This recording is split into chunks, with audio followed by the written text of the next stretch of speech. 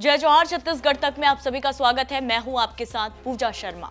मोदी की गारंटी के साथ छत्तीसगढ़ की सत्ता पर बैठी बीजेपी की शायद सरकार एक के बाद एक ताबड़तोड़ फैसले ले रही है। छत्तीसगढ़ में बीजेपी सरकार ने उन लोगों के लिए वार्षिक मुफ्त ट्रेन योजना को मंजूरी दे दी जो अयोध्या मंदिर में भगवान राम के दर्शन के लिए जाना चाहते हैं। यह निर्णय मुख्यमंत्री विष्णुदेव साय की अध्यक्षता में राज्य मंत्रिमंडल की बैठक में लिया गया। छत्तीसगढ़ में विधानसभा चुनाव के दौरान बीजेपी ने अपने घोषणा पत्र को मोदी की गारंटी का नाम देते हुए किसानों, महिलाओं, आदिवासियों, आवासहीनों के लिए कई वादे किए थे। अब सत्ता में आने के बाद मुख्यमंत्री विष्णुदेव साय के नेतृत्व वाली सरकार ने आवास, धान खरीदी को लेकर कई अहम फैसले लिए हैं।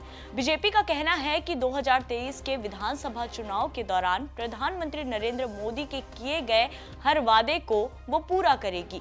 बीजेपी का दावा है कि हम लोकसभा चुनाव में छत्तीसगढ़ की सभी 11 सीटें जीत रहे हैं। गारंटी को पूरी करने के लिए और जन आकांक्षा पूरा करने के लिए पूरी तरह से कटिबद्ध है।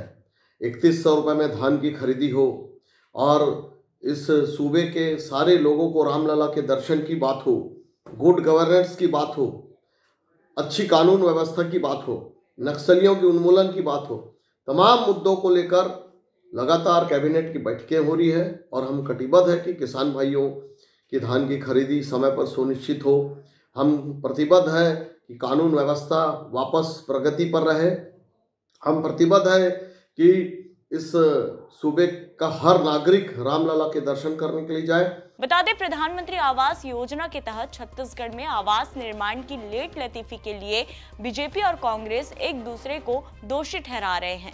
ऐसे में छत्तीसगढ़ सरकार ने पहली कैबिनेट बैठक में आवासहीनों के लिए बड़ा फैसला लिया। वहीं छत्तीसगढ़ लोक सेवा आयोग भर्ती मामला राज्य में चुनावी अभियान के दौरान बेहद चर्चित रहा। बीजेपी ने वादा किया था कि अगर उनकी सरकार बनेगी तब वह इसकी जांच करवाएगी। साय सरकार ने इस मामले को सीबीआई को सौंपने का निर्णय लिया है। इसके साथ ही 3100 रुपए में 21 क्विंटल प्रति एकड़ धान खरीदी का वादा बीजेपी ने अपने घोषणा पत्र में किया था।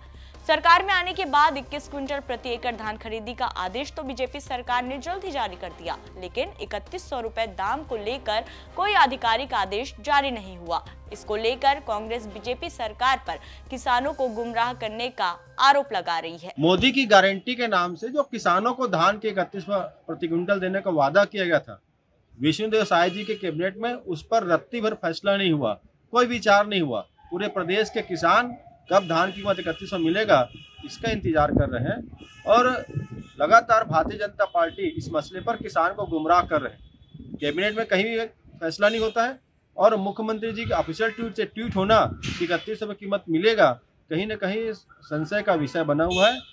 राज्य सरकार को इस विषय पर अपनी नीतियां स्पष्ट करनी चाहिए, किसानों को आश्वस्त करना चाहिए, बल्कि किसानों के लिए ऑर्डर देना चाहिए कि धान 3100 कीमत उन्हें किस तारीख से मिलेगा। बता दें, राम मंदिर में प्राण प्रतिष्ठा कार्यक्रम को लेकर पूरे देश में उत्साह है। ऐसे में जानकारों का मानना है कि इसका सियासी फायदा भी बीजेपी को मिल सकता है।